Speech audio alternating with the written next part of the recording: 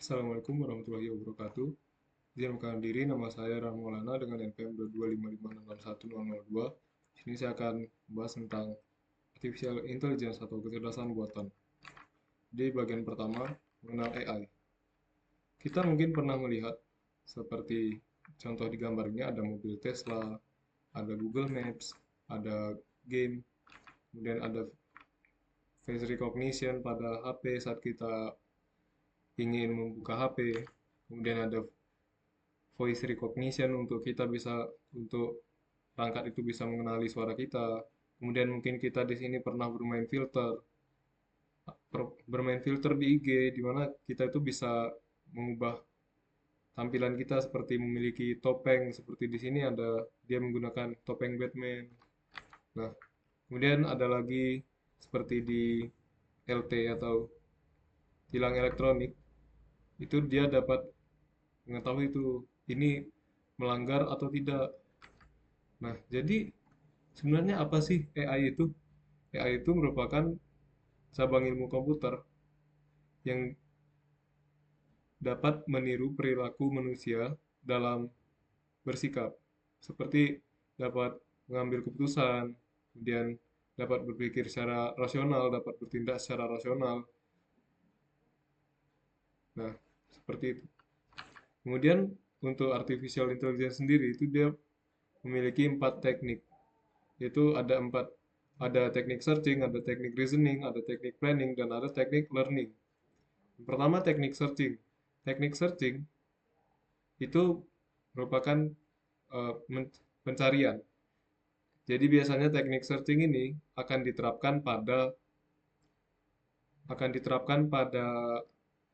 hal-hal yang sifatnya itu dia harus mencari. Misalkan seperti pada Google Maps tadi, ini di sini semisal kita membuat initial state atau titik awalnya itu di Lampung, kemudian lokasi tujuannya misalnya di Pekanbaru, dan di sini kita menggunakan motor atau mobil, itu Google Maps-nya dapat mendeteksi jalan mana yang terbaik untuk melalui rute untuk sampai ke Pekanbaru. Oke, kita lanjut.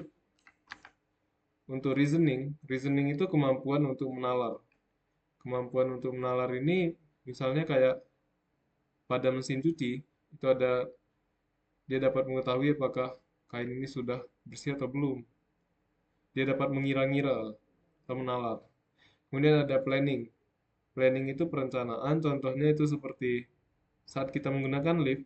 Semisal saya saat ini berada di lantai dasar, saya pencet liftnya, kemudian di saat yang bersamaan, di lantai 3 atau di lantai 2 dan di lantai 4 misalnya, itu juga dipencet untuk liftnya. Nah, pada planning, dia akan menentukan, saya bakal kemana dulu, lift ini bakal kemana dulu. Nah, jadi itu tadi merupakan penerapan artificial intelligence, di mana artificial intelligence ini dapat membuat mesin menjadi cerdas layaknya manusia. Kemudian ada lagi teknik yang sedang populer saat ini yaitu teknik learning. Nah, teknik learning sendiri itu contohnya ada supervised learning, unsupervised learning, dan reinforcement learning. Supervised learning itu dia itu seperti dipantau belajarnya. Semisal kayak kita di kelas, itu ada dosennya. Sedangkan unsupervised learning itu dia seperti otodidak.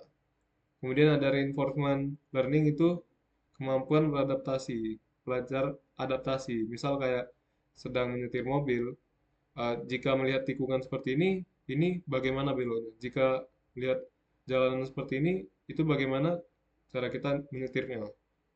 Nah, kemudian contoh penerapannya pada kasus lain itu tadi pada voice recognition. Nah, jadi pada supervised learning, misalkan di sebuah gedung itu terdapat mesin absen otomatis. Jadi di sini yang dibutuhkan itu berarti data dari para karyawan atau pekerjanya. Kemudian wajahnya itu akan diidentifikasi tampak depan, tampak samping, dan si mesin ini harus dapat mengenali itu. Di mana data-data itu berarti sudah dilabelin. Misal ini ada wajah saya. Oh, ini Raihan. Oh, ini Dimas. Oh, ini Ivan. Oh, ini Danu. Atau wajah-wajah yang lainnya. Selanjutnya ada unsupervised learning. Biasanya ini tidak menggunakan label, tidak memerlukan label, tapi mesin itu secara mengklasifikasikan tanpa harus dilabeli. Kemudian ada lagi namanya konsep ruang keadaan pada teknik searching. Jadi misalkan kita punya ember A dengan maksimum 4 liter, ember B dengan maksimum 3 liter. Semisal kita hanya punya keran air dan kita tidak memiliki alat lainnya, bagaimana cara kita membuat 2 liter terdapat di dalam ember B? Jadi dalam ruang keadaan, itu yang perlu kita identifikasi itu yang pertama initial state-nya, kemudian goal state, dan yang ketiga operator. Apa itu initial state? Initial state itu kondisi awal, kemudian goal state itu kondisi targetnya, kondisi tujuannya, atau yang ingin dicapai. Kemudian operator itu merupakan cara kita mencapai goal state itu dari initial state-nya. Nah, misalkan seperti kasus ember tadi. Initial state-nya itu ember ember A dan ember B itu sama-sama 0 liter. Nah, bagaimana cara kita mendapatkan 2 liter pada ember B? Itu disebut operator. Sedangkan pada bagian ini eh, B itu nilainya 2 liter. Itu artinya ini goal state-nya. Kemudian untuk ember A itu tidak ditentukan harus berapa liter sehingga di sini bisa dituliskan dengan X liter saja. Nah, jadi di sini coba kita identifikasi dulu apa saja nih langkah yang mungkin atau usaha yang mungkin untuk kita melakukan proses agar bisa mencapai goal ini. Jadi cara pertama kita isi penuh ember A. Kemudian operator kedua itu ada isi penuh ember B. Operator ketiga pindahkan air dari A ke B sampai B penuh. Keempat, pindahkan air dari A ke B sampai A kosong. 5, pindahkan air dari B ke A sampai A penuh. 6, pindahkan air dari B ke A sampai B kosong. 7, buang semua air dari A. 8, buang semua air dari B. Nah, jadi di sini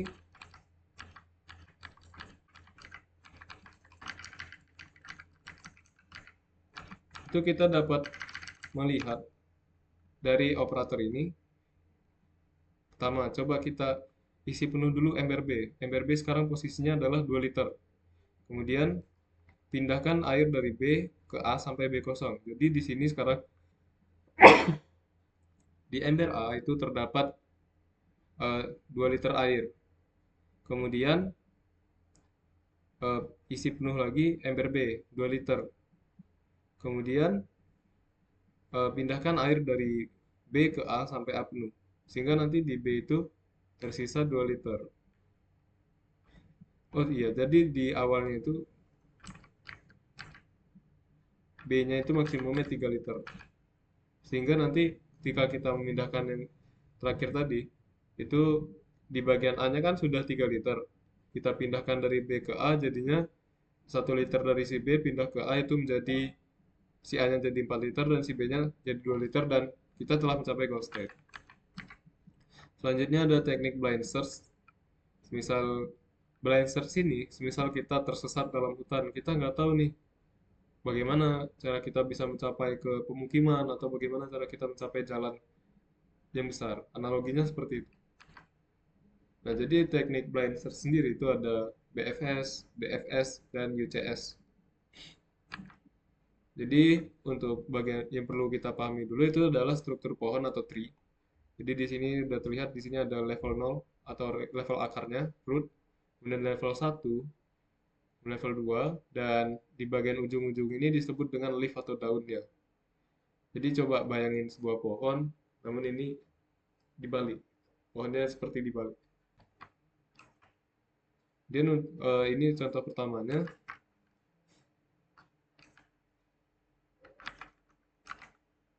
Jadi dalam breadth first search itu dia pencariannya itu menerapkan struktur queue atau antrian. Jadi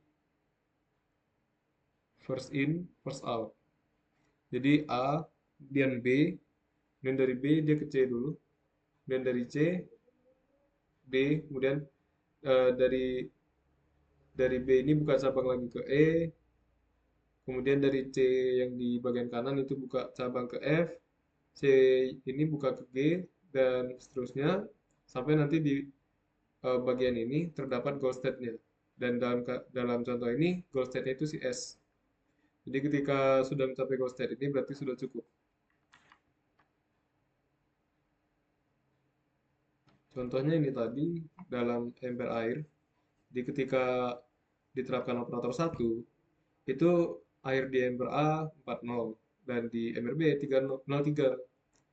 Nah, kemudian dari cabang yang ini coba kita buka lagi 40 itu jika dikasih operator 3 jadinya si A 1 liter, si B 3 liter, dikasih operator 2 4 liter, 3 liter dan itu tidak memenuhi goal state-nya. Jadi bagian ini tidak memenuhi goal state. Kita coba lihat cabang kanannya. Ini ada 03 kondisi awalnya 00, kemudian si B itu diisi lebih dulu sehingga dia si B menjadi 3 liter. Kemudian kita beri operator 6 sehingga di sini operator 6 itu pindahkan B dari B ke A sampai A kosong. Jadi si B-nya itu pindah ke A sehingga sekarang si A-nya 3 liter dan si B-nya 0 liter. Kemudian dengan operator 2 isi penuh ember B lagi. Jadi sekarang 3 liter ember B dan 3 liter ember A.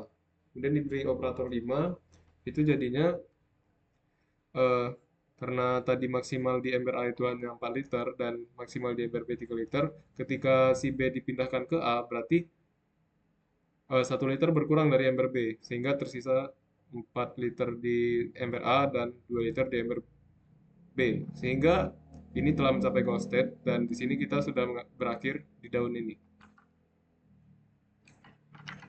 Untuk depth first search itu menerapkan mekanisme stack atau tumpukan. Jadi eh, dia itu mencari secara dalam. Kemudian misalkan dari initial state-nya itu ada A ke B. Kemudian B itu dia buka cabang kiri dulu C. Kemudian setelah C dia buka cabang dulu D. Dan D-nya buka cabang dulu sampai nanti eh, bagian sini sudah tidak ada lagi. Jadi di sini E, kemudian F. Jadi buka cabangnya itu dari kiri, sisi kiri dulu, kemudian baru sisi kanan ya. Jadi setelah ini nih A, B, C, D, E, F. Nah, kemudian di F udah berakhir, dia masuk ke G, kemudian di sini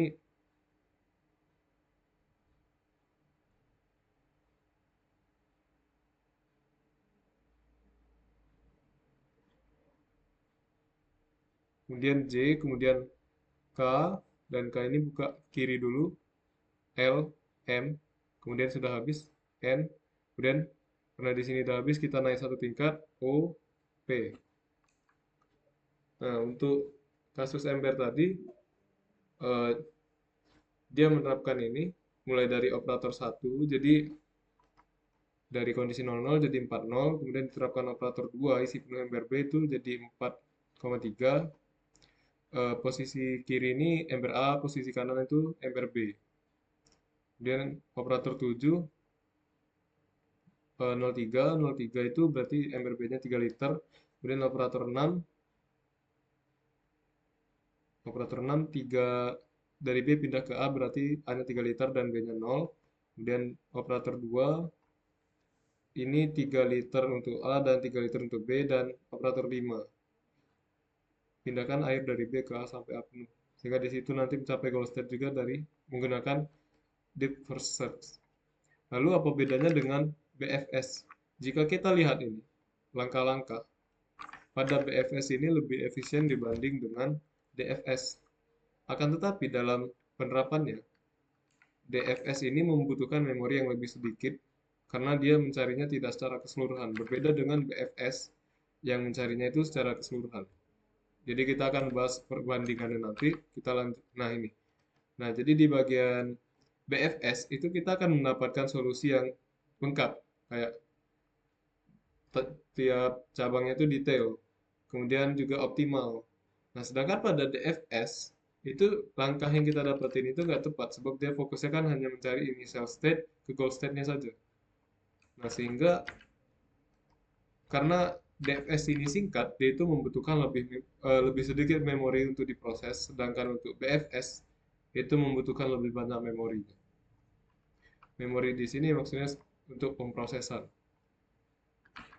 Nah, kemudian terakhir ada uniform cost search. Jadi uniform cost search ini bedanya itu eh, setiap perpindahan state-nya ini itu terdapat biaya atau harga.